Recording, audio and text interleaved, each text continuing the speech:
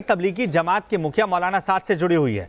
दरअसल सबसे पहले न्यूज नेशन आपको उन तमाम खबरों से रूबरू करा रहा है जो मौलाना साद से जुड़ी खबरें हैं, और मौलाना साद से जुड़ी इस वक्त की बड़ी खबर भी आप जान लीजिए।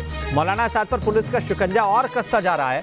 क्राइम ब्रांच का लाल कुआं के बैंक ऑफ इंडिया को आदेश है कि जमात के सभी अकाउंट सील कर दिए जाएं। दरअसल खातों में गलत तरीके से पैसों का लेन देन हुआ था और इसकी जांच लगातार क्राइम ब्रांच की टीम कर रही थी। ईडी को भी इसकी जानकारी दे दी गई थी। मौलाना साद के बेटे से 2 घंटे तक पूछताछ की गई और क्राइम ब्रांच के दफ्तर में यह पूछताछ जब हुई उसके बाद यह फैसला लिया गया कि इन अकाउंट्स को सील कर दिया जाए ताकि कोई लेन देन इन अकाउंट से ना हो सके। मरकज के 20 कर्मचारियों के बारे में सवाल जवाब किए गए थे मौलाना साद के बेटे से। साद के तीनों बेटे और भांजे पर क्राइम ब्रांच की नजर है। साद को कोरोना रिपोर्ट जल्द सौंपने को कहा गया है, जिसका दम लगातार मौलाना साद अपने वकील के जरिए भरता रहा है कि उसने अपनी रिपोर्ट सौंप दी है, लेकिन लगातार क्राइम ब्रांच की तरफ से कहा गया है कि सरकारी अस्पताल में जांच की रिपोर्ट ही आपको यहां पर पेश करनी होगी और आपको अब जांच के लिए सामने आना होगा। हमारे सहयोगी की ये रिपोर्ट देखिए। निजामुद्दीन मरकज मामले में पुलिस की गिरफ्त से फरार चल रहे मौलाना साद को लेकर के अब पुलिस ने शिकंजा कसना शुरू कर दिया है और इस सिलसिले में पुलिस ने मौलाना साद के मंझिले बेटे से पूछताछ की है। क्राइम ब्रांच ने करीब 2 घंटे तक मौलाना साद के मंझिले बेटे से पूछताछ की और इस पूछताछ के केंद्र में वो 20 लोग थे जो कि निजामुद्दीन मरकज की गतिविधियों में सक्रिय थे।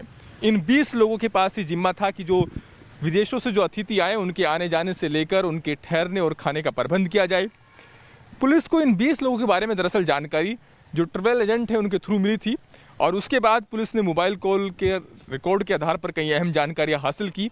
लेकिन जब से निजामुद्दीन मरकज मामले में पुलिस ने FIR दर्ज की है तब से ये 20 लोग फरार चल रहे थे। तो कहीं ना कहीं मौलाना साद के मंझिले बेटे के साथ पूछताछ के जरिए पुलिस ने उन 20 लोगों के बारे में अहम जानकारी जुटाने की कोशिश की।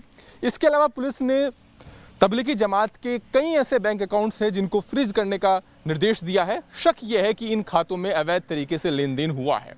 इससे पहले 125 ऐसे बैंक अकाउंट्स हैं जो कि दिल्ली पुलिस की क्राइम ब्रांच के रडार पर हैं, जिन पर शक ये है कि उनमें मौलाना साद और उसके नेटवर्क से जुड़े 11 लोगों के बैंक अकाउंट्स में गलत तरीके से लेन देन हुआ।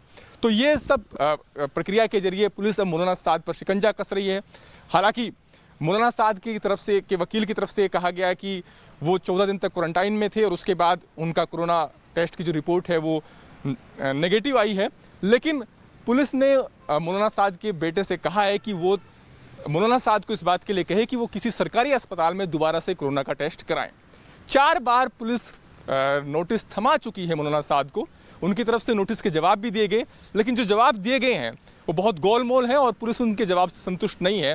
लिहाजा 5वां नोटिस भेजने की तैयारी भी पुलिस कर रही है और पुलिस चाहती है कि मौलाना साद उन सवालों के सीधे सीधे जवाब दे जो सवाल उनसे नोटिस के दौरान पूछे गए हैं और जिन सवालों से अब तक वो बचते रहे हैं। वीडियो जर्नलिस्ट सुमित कुमार के साथ अरविंद सिंह, न्यूज नेशन, दिल्ली।